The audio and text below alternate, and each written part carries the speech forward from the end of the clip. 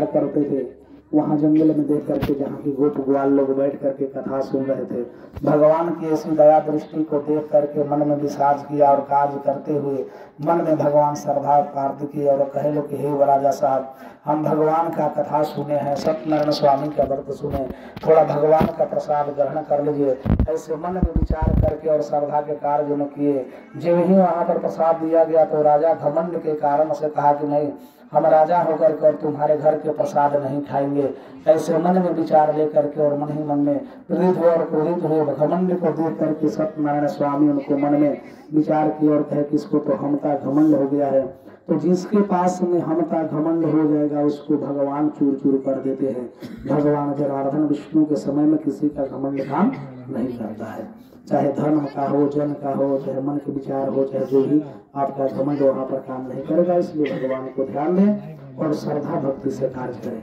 राजा को प्रसाद त्यागने से 100 पुत्र था, सब के सब छटपटाने लगा, मन विपरीत होकर के रोने भी रखने लगे कि अभी तो कुछ नहीं हुआ था, कार्य होने लगा, मृत्यु को ग्रसित होने लगे। फिर मन में विचार उनको भगवान समझ के आए और कहे कि हे देव, रक्षित करने वाला, मन में इच्छा प्राप्ति करने के लिए जो भी श्रद्धा भक्ति से कार्य करता है उनके कार्य हो जाए। ऐसे राजा मन में विचार किए और फिर जंगल में जाकर के कथा सुने।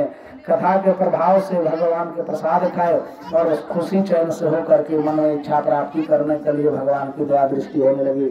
ऐसे सुन करके श्रद्धा से आगे को बढ़ने लगे। अब देखिए जो भी कार्य हुआ फिर मन में विचार की और कथा सुनिए तो मन विचार के हर जब तक जीवित रहेंगे तब भगवान की कथा सुनेंगे। भगवान पहले के समय उनको फिर भी धन दौलत प्राप्त कर दिए।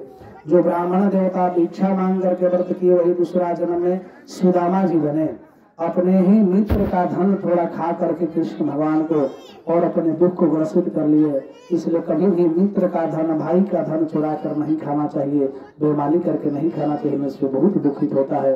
जैसे कृष्ण भगवान अपने सखा मित्र का धन चना को लेकर के खा गए, दोनों को गुरु माता दी थी, खाने के बाद में उनको दुखित हुआ। युवावस्था में न खाने के लिए रहा, न पहनने के लिए रह गया, अब रोते भी लगते हैं। फिर ही अपने पत्नी के बात मान करके और चन्ना को लज्जित करने वाले भिक्षा में जो मिला था लेकर भगवान श्री हरि के पास गए। भगवान उसी चन्ने से फिर चबेना को लेकर के और 2 फाका खाए, उसी से उनको कल्याण होने लगा। इसलिए अपना सही अगर ढंग से कार्य करे तो पत्नी के भी बात मान करके कभी कभी कार्य करे, उसमें सुफलता होता है। जैसे सुदामा चरित्र में लिखा हुआ है कि कृष्ण भगवान के पास जाने के पहले सुदामा जी अपने पत्नी सुशीला के बात को सुन करके सलाह लेकर के और भगवान श्री हरि के पास में गए हैं भेंट करने के लिए। भगवान उनको 2 फाका भुंजा को फाके और 2 लोग प्रदान कर देते हैं। ऐसे सत्यनारायण स्वामी के व्रत